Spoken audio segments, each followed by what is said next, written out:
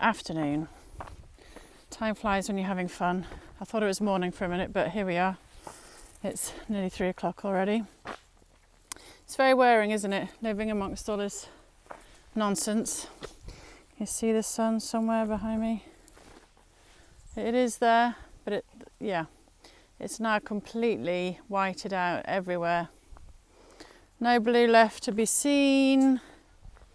And that's how it works with solar radiation management. You get a lovely blue sky, loads of lines start appearing in a crisscross fashion and many military kind of grid-like lines, and then they blur, and 5-6 hours later you get silver skies rather than blue.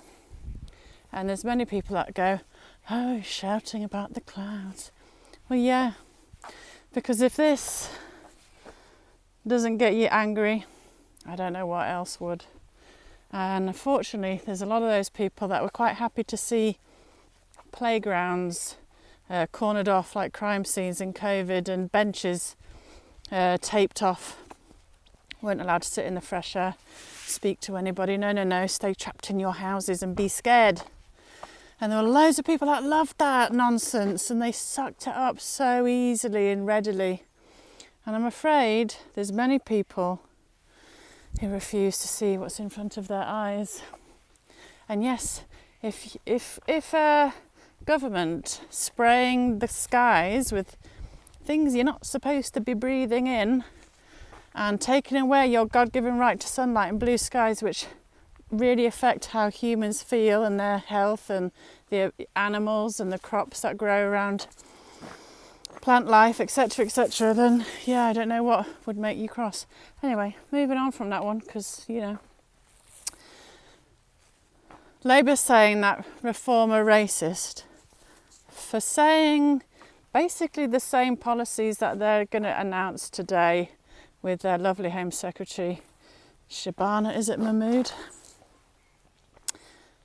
Racist. The left are really quite dogmatic and obsessed with the colour of your skin, aren't they? They really, really are.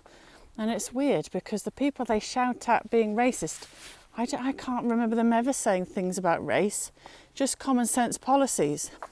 And as I said, Labour are pretty much copying what Reform have said, albeit they're not going to backdate it. So said policies that are apparently outrageous that Labour are also doing is if you're a foreign national and you need to review your visa, they're going to look at whether you've got criminal records, whether you can speak English properly, whether you're a net contributor to society, all very sensible stuff.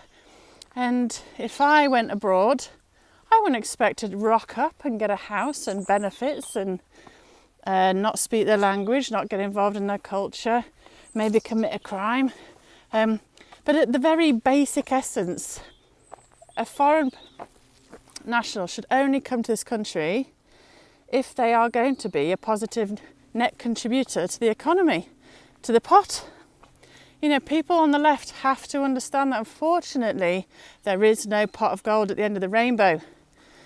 Countries are businesses at the end of the day, and if you continue to act like a charity and spend other people's money with less and less coming in, you're going to end up broke. And countries that kind of have their eyes open and their heads screwed on understand that they need to make money. They need to encourage growth. They need to have people that work, put money into the pot rather than take out of it. So all these policies are completely common sense, very viable, very normal policies that many countries have already. So cool, come to the country. If you're going to muck in, embrace Britain and its culture and your community, love the flag, everything about Britain, and work hard and put money into the pot for people to share who need it. Cool, happy days. But if you're going to come here and expect to just get something for nothing, it's just not going to happen, is it? Or it has, and it needs to stop. So, Labour, welcome to the real world. Glad you're actually looking at policies that make sense. But please stop using petty words and descriptions that aren't relevant to people just because you don't like the people who are saying it, which It's kind of racist. And just to finish on another thing, the idea that the nephew of a Taliban commander who lied about his age has got the right to come to the UK with 7 members of his family, all who don't speak English, and all are going to be given welfare, just sums up the utter insanity of Great Britain right now.